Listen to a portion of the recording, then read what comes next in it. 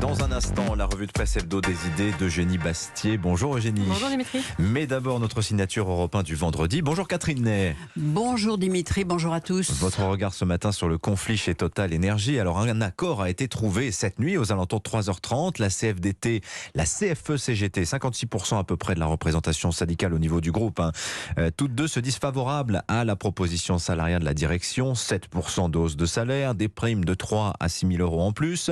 Une signature pour avoir lieu avant midi, mais la CGT n'en veut pas, Catherine. Mais non, mais chez Total, la CGT ne signe pratiquement jamais aucun accord, même si elle en profite ensuite. La grève dure depuis 18 jours, déjà un jour de plus qu'en 2010. Et comme toujours, c'est une minorité qui a la main sur l'outil de raffinage.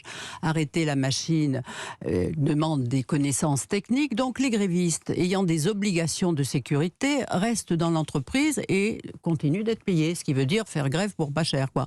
Quant au dépôt de carburant, il fonctionne avec un roulement quotidien de 20 personnes. C'est-à-dire qu'une poignée d'hommes qui bloquent l'approvisionnement. D'ailleurs, leur pouvoir est exorbitant. Mais vous savez, ça me rappelle une chose, il y a longtemps. Il y avait un milliardaire rouge, membre du Parti communiste, qui avait fait fortune dans l'agroalimentaire. Il commerçait avec l'Union soviétique. Jean-Baptiste Doumain, qui voyait les journalistes, c'était un gros monsieur rougeau, sympathique, qui à Paris vivait à l'année à l'hôtel Plaza Athénée, vous voyez, avenue Montaigne. Et il nous disait, vous savez, il suffit d'avoir 10 types très déterminés dans chaque branche industrielle et même dans le service public pour complètement désorganiser un pays. Et ça, il disait ça, le sourire, en roulant les airs, l'accent de la Haute-Garonne.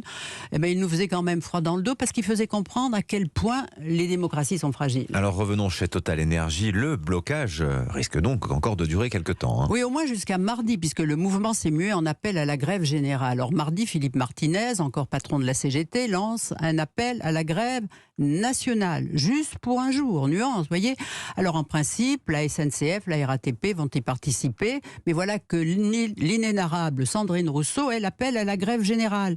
Il faut s'arrêter, il faut se réfléchir, dit-elle. Il y a des gens qui ne peuvent pas manger, comme s'il suffit de s'arrêter pour que tous les gens mangent mieux après.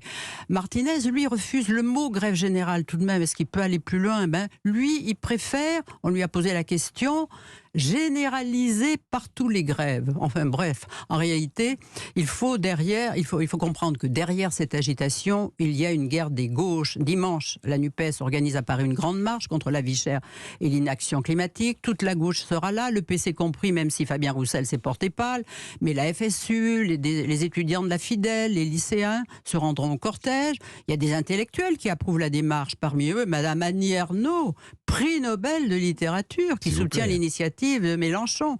Alors, y aura-t-il du monde ? En tout cas, mardi, la CGT, qui a pour mot d'ordre l'augmentation des salaires, voudrait démontrer que c'est elle qui détient le monopole de la revendication sociale radicale.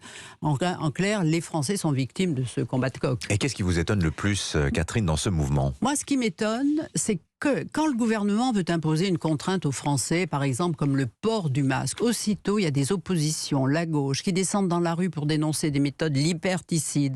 Les réseaux sociaux vont jusqu'à parler de régime fasciste. En revanche, quand 400 types chez Total privent les Français de la liberté de circuler, de travailler, pour beaucoup de gens, ces 18 jours, c'est beaucoup d'argent en moins, des pertes de temps terribles, une désorganisation de leur vie, une catastrophe.